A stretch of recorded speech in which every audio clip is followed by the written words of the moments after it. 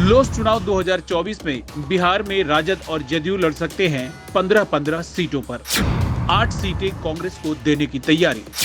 2 सीटों पर भाकपा माले लड़ सकती है चुनाव। महागठबंधन की संभावित सूची में पप्पू और मुकेश की पार्टी शामिल नहीं।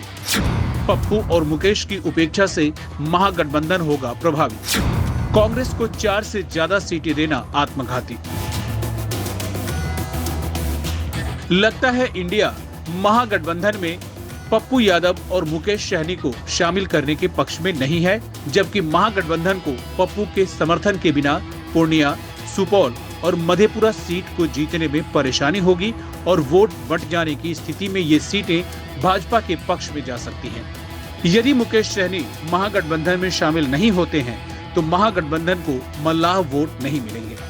इस स्थिति में महागठबंधन की कई सीटें प्रभावित होंगी। महागठबंधन कांग्रेस के लिए 8 सीटें छोड़ने के पक्ष में है, जबकि कांग्रेस किशनगंज, कटिहार, सुपौल और औरंगाबाद को छोड़कर कहीं भी मजबूत स्थिति में नहीं है। इसलिए महागठबंधन को चाहिए कि कांग्रेस के लिए 4 से ज्यादा सीटें न छोड़ी जाए और बाकी 4 सीटें पप्पू यादव और मुकेश सहनी से समझौता कर उन्हें सौंपी जाए। इसका महागठबंधन को बहुत फायदा होगा, इसमें कोई संदेह नहीं। मालूम हो कि जुलाई में नीतीश कुमार और आरजेडी सुप्रीमो लालू प्रसाद यादव के बीच लगभग 6 बार से ज्यादा मुलाकात हुई। ज्यादातर बार नीतीश कुमार लालू से मिलने रावड़ी आवास पहुंचे। महागठबंधन के सूत्रों की माने तो इन मुलाकातों के दौरान लोकसभा की सीटों के बंटवारे को लेकर चर्चा हुई और लगभग फाइनल हो गया है। सूत्रों के मुताबिक जेडीयू और आरजेडी 15-15 लोकसभा सीटों पर लड़ेंगे।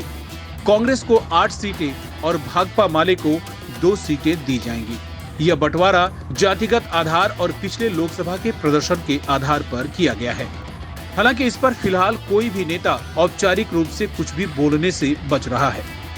नीतीश कुमार की पार्टी जेडीयू के पास अभी 16 सांसद हैं। वे लोकसभा में विपक्ष का चेहरा बनने की जुगत में हैं। ऐसे में किसी भी सूरत में पार्टी अपनी सिटिंग सीट से ज्यादा समझौता करना नहीं चाहेगी, जबकि दूसरी तरफ राजद के पास भले अभी एक भी सांसद नहीं हो, लेकिन उनकी जमीनी ताकत बिहार में लगातार बढ़ रही है। विधानसभा में आरजेडी राज्य की सबसे बड़ी पार्टी है। इस हिसाब से जेडीयू और आरजेडी बराबर सीटों पर लड़ना चाहेंगी। कांग्रेस पिछले चुनाव में भी महागठबंधन का हिस्सा थी। तब कांग्रेस 9 सीटों पर चुनाव लड़ी थी और मात्र 1 सीट किशनगंज जीतने में सफल रही थी। वामपंथी दल भी अपने लिए सीटों की मांग कर रहे हैं, लेकिन उनकी हैसियत बेहद कम है। 2019 के लोकसभा चुनाव में भाकपा माले 4 सीटों पर चुनाव लड़ी थी। इनमें केवल 1 सीट पर दूसरे स्थान पर रही थी। 1.4% वोट मिले थे। भाकपा माले के अलावा सीपीआई और सीपीआई-एम का जनाधार बिहार में नगण्य है। ऐसे में इस बार केवल भाकपा माले को लोकसभा की 2 से 3 सीटें मिल सकती हैं। इसके लिए कांग्रेस की सीटों में से 1-2 सीटें आगे पीछे हो सकती हैं। कुल मिलाकर कहा जा सकता है कि सीटों के बंटवारे को लेकर महागठबंधन से जो खबरें आ रही हैं वह धरातल और सच्चाई से परे हैं, जबकि महागठबंधन को कतई नहीं भूलना चाहिए शिल्पांचल से लेकर मिथिलांचल की करीब 2 दर्जन सीटों पर पप्पू यादव, आनंद मोहन सिंह और ओवैसी की पार्टी का अच्छा खासा प्रभाव है।